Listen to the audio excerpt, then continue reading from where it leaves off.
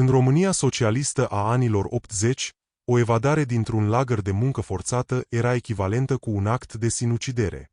Sistemul era perfect, ermetic, brutal. În spatele fiecărui fugar se aflau câinii lup dresați să ucidă, soldații trupelor de securitate cu degetul pe trăgaci și iernile cumplite din munți, din care nimeni nu se mai întorcea viu. Nimeni nu sfida puterea absolută a Partidului Comunist. Dar un singur om, un inginer a cărui minte funcționa ca un ceasornic elvețian, a reușit să umilească întregul aparat de represiune. L-au căutat săptămâni în șir, au blocat gările, au oprit trenurile în câmp, au răscolit fiecare sat și cătun, au mobilizat cele mai temute unități ale securității. Se spune că numele lui a ajuns să fie rostit cu furie chiar în cabinetul 1, ajungând la urechile lui Nicolae Ceaușescu. Cine era el cu adevărat? Un simplu țăran, un criminal disperat sau un om care a îndrăznit să sfideze însăși mașinăria terorii roșii? Aceasta este istoria fugarului de care s-a temut tot sistemul. Era ianuarie 1984. În arhivele sumbre ale securității din București se păstrează și astăzi un dosar îngălbenit, ștampilat cu roșu strict secret de importanță deosebită. Pe copertă, mâna tremurândă a unui general a notat, de raportat tovarășului Nicolae Ceaușescu imediat. Înăuntru se află fotografia unui bărbat cu o privire de oțel, pătrunzătoare, și documentele unei evadări care a cutremurat din temelii Ministerul de Interne. Matei Drăgan, fost inginer constructor de căi ferate, condamnat politic pentru subminarea economiei naționale și agitație dușmănoasă, a devenit fantoma pe care cea mai perfecționată mașină de supraveghere din estul Europei nu a putut-o prinde. Drăgan nu era un deținut obișnuit. În trecut, fusese un inginer strălucit, unul dintre mințile care proiectaseră viaducte complexe pe Transfăgărășan și magistrale strategice. Un om cu o reputație profesională impecabilă, un stâlp al societății. Tatăl său pierise pe front, mama sa murise de sărăcie în anii secetei, iar el, Matei, se ridicase prin forțe proprii, de la copilul nimănui la unul dintre cei mai respectați specialiști din țară. În anii 70, primise decorații, era dat ca exemplu de om nou, dar toate acestea nu au valorat nimic când paranoia sistemului a ajuns la ușa lui.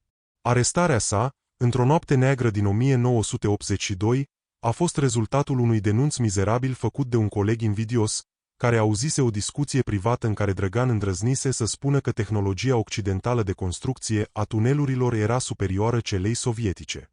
Atât a fost de ajuns. O frază. 10 ani de muncă silnică la mina Lupenii, în inima neagră a Văii Jiului.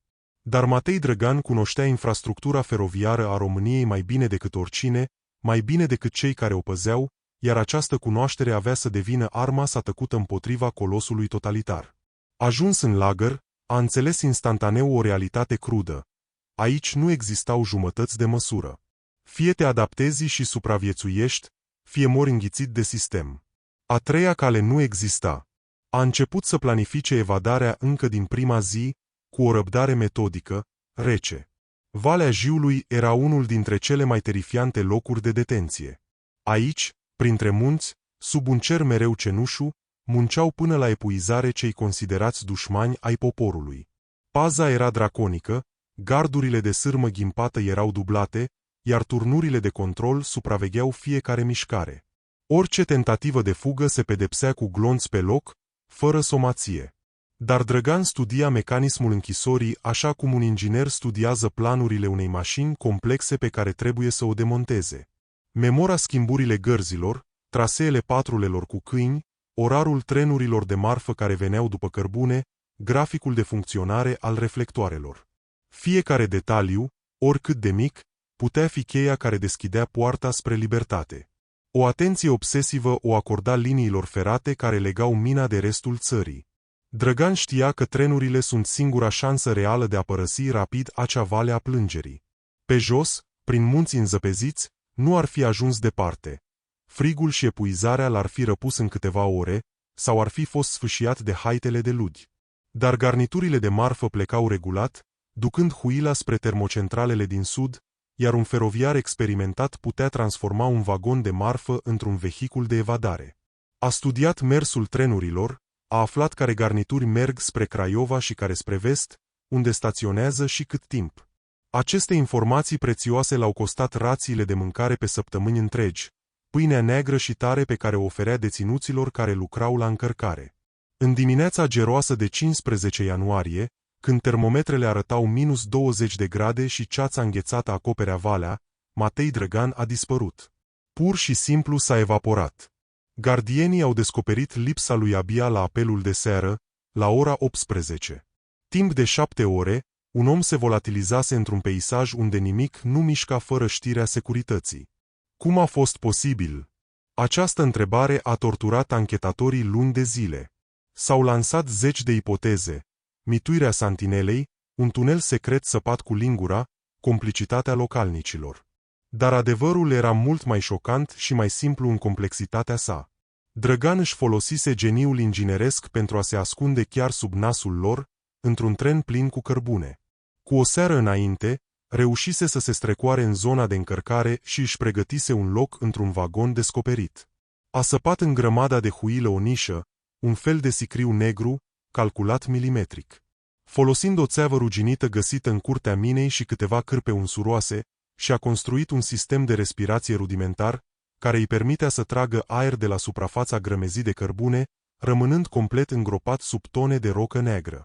Calculele lui Drăgan fuseseră precise: greutatea cărbunelui care l-apăsa, volumul de aer necesar, unghiul pantei pentru a nu fi strivit la frânare. Totul era planul unui inginer, nu gestul disperat al unui deținut. În timp ce alarma suna asurzitor în tot lagărul și comandantul urla ordine în telefon, trimițând trupele de intervenție pe o rază de 50 de kilometri, fugarul era deja în mișcare, hurducăind spre sud, îngropat de viu, devenit una cu încărcătura.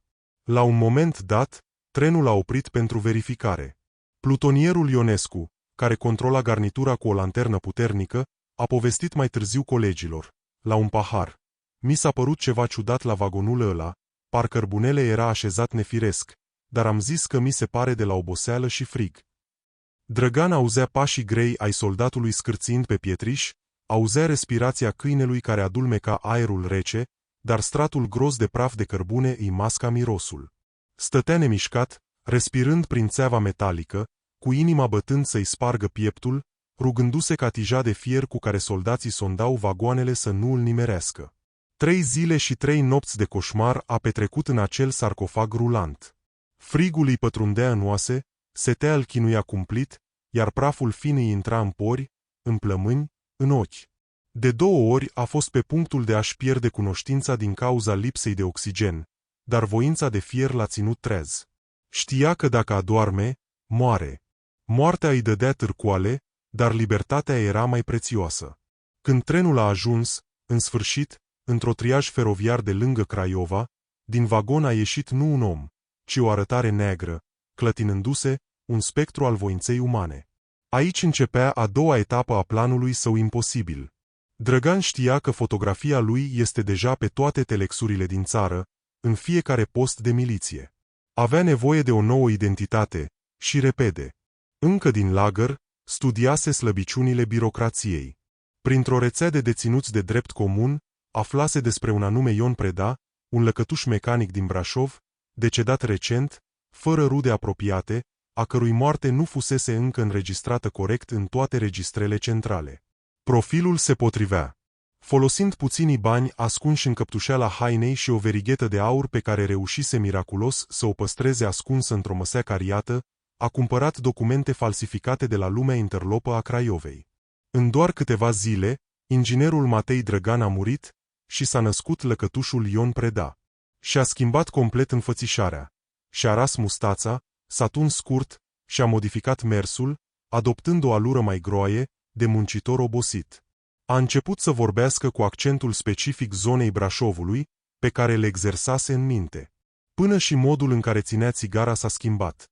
Acum fuma Carpați fără filtru, ținând țigara între degetul mare și arătător, ca un om al muncii, nu ca un intelectual.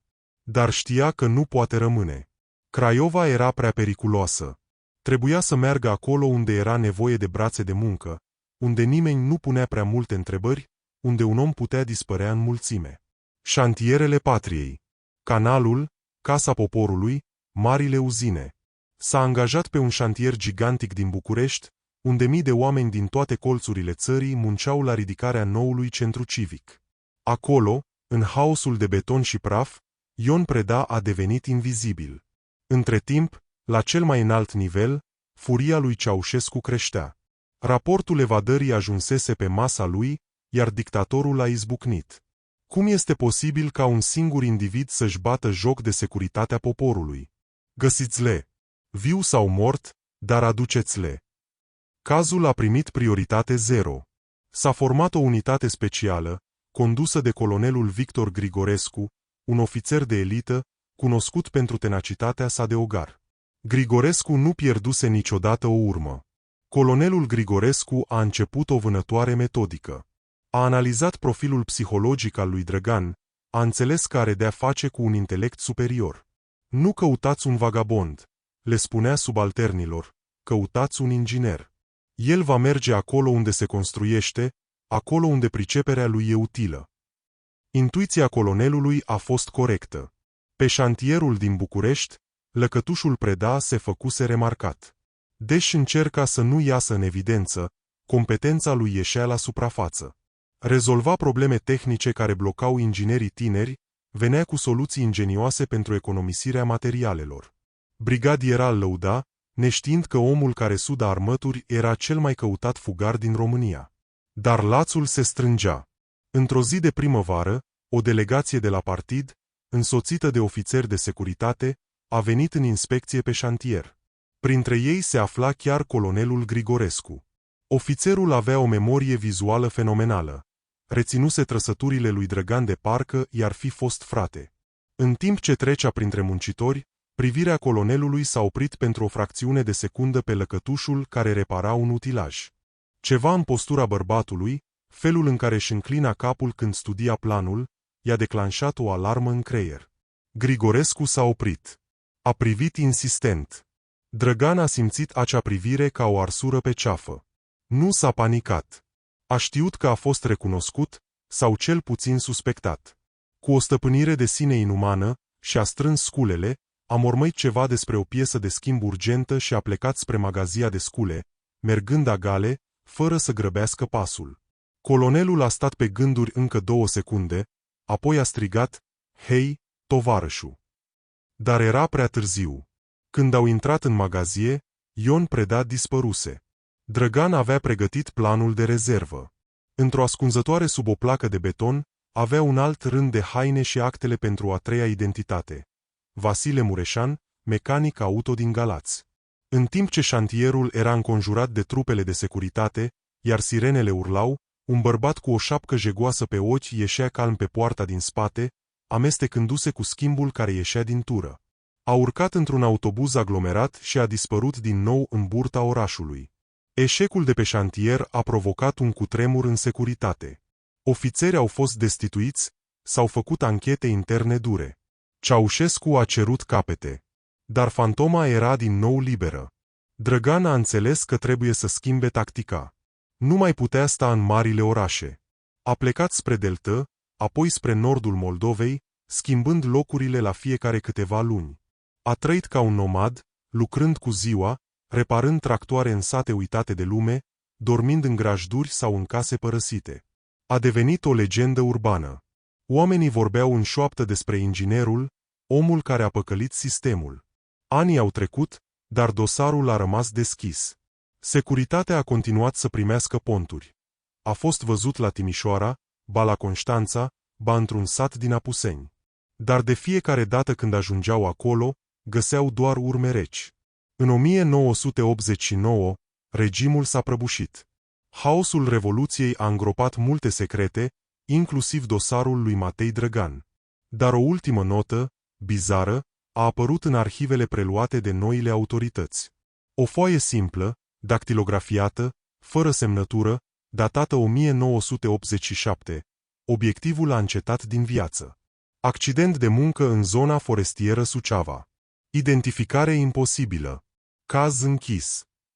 Experții care au analizat ulterior documentul au observat că stilul era sec, tehnic, specific unui raport militar, dar hârtia nu avea antetul oficial. Mulți cred că nota a fost trimisă chiar de Drăgan, o ultimă mutare de geniu pentru a opri vânătoarea. S-a speculat că a reușit să fugă în Iugoslavia și apoi în vest, sau că a trăit liniștit sub o identitate falsă într-un sat de munte, reparând ceasuri și ascultând de Europa liberă. Cert este că pagina finală a dosarului său a rămas goală. Nu există niciun certificat de deces, niciun proces verbal de arestare. Doar legenda unui om care a demonstrat că niciun zid nu este prea înalt și nicio dictatură nu este infailibilă în fața dorinței de libertate. Poate că și astăzi, un bătrân cu mâini aspre și o privire încă ageră privește trenurile trecând și zâmbește, amintindu-și de noaptea în care a învins un întreg imperiu al răului. Împărtășiți-vă comentariile sub acest video și, dacă nu vă este dificil, nu uitați să dați un like, precum și să vă abonați la canal, cei care mă urmăresc permanent, dar nu sunt abonați. Vă mulțumesc tuturor celor ce sunteți alături și susțineți dezvoltarea acestui canal. Voi posta content nou în continuare. Vă doresc o zi bună!